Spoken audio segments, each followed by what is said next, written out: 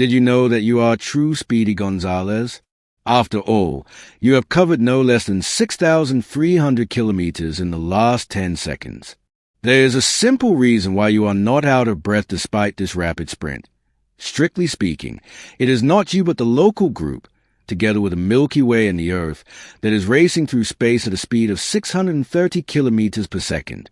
But how did our parent supercluster of galaxies end up on such a breakneck course, and where are we headed anyway?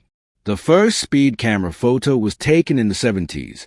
In fact, it was back then that astronomers first managed to determine the speed of our galactic home using the cosmic microwave background radiation. In principle, the background radiation, which originated about 380,000 years after the birth of the cosmos and still fills the entire universe today, is considered outstanding evidence for the Big Bang theory. And yet, the conclusions about speed derived from it also left some fundamental questions unanswered. There is no question that the first precise measurement of our galaxy's speed was an important astronomical milestone, but in the same breath, it also seemed a little disconcerting. After all, at first, nobody knew exactly why the Milky Way was moving so fast.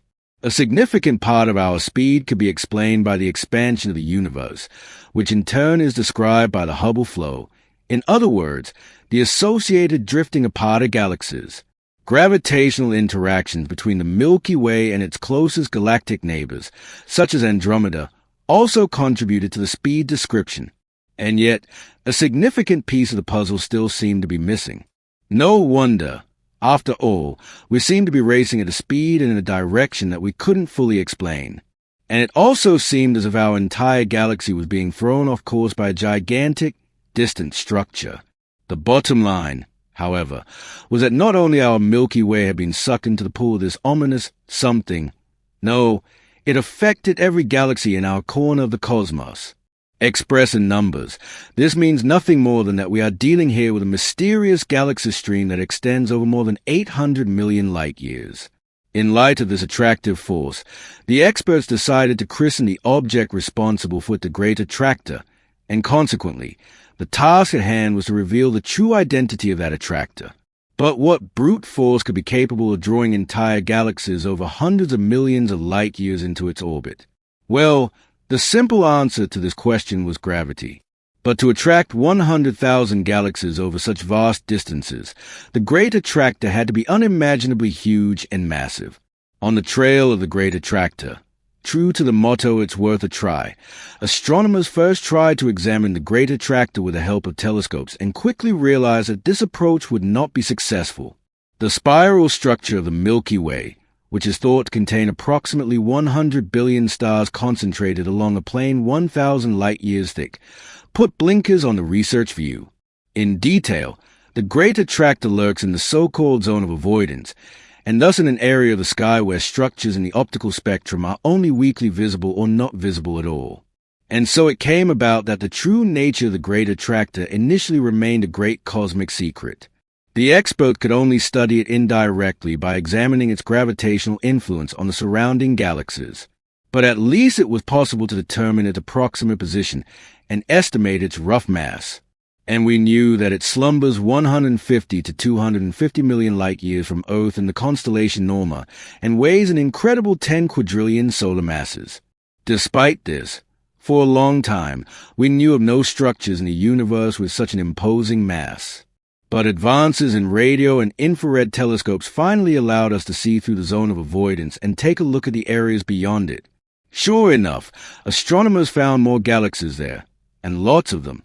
In this case, lots means that the Great Attractor is nothing more than a colossal supercluster, and thus a huge collection of galaxy clusters, which are among the largest known structures in the cosmos. And yet, this galactic gigantism also raises a number of profound questions, especially regarding the nature and cause of the Great Attractor.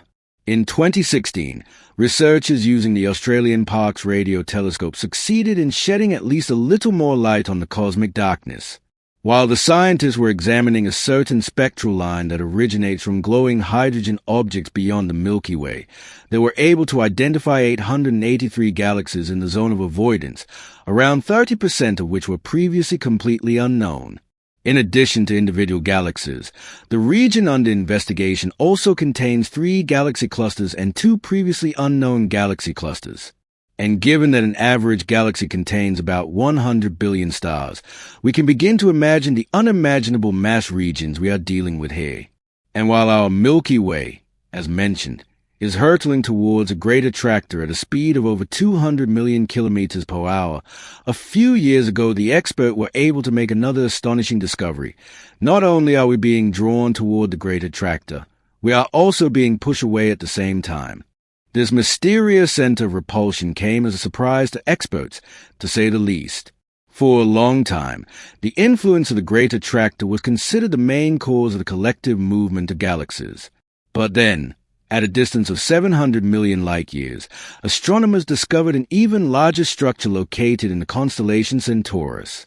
The Shapley supercluster is the largest known collection of galaxies of any kind, and the powerful gravitational forces at work here even ensure that the galaxies belonging to it do not move further apart despite the expansion of the universe.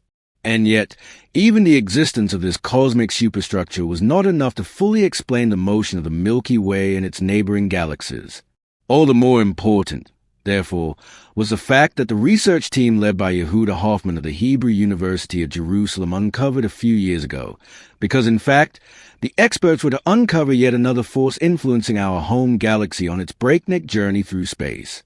In the course of their work to understand the results of the study, we need to briefly recall that our Milky Way belongs to the Local Group, which in turn is part of the Virgo supercluster.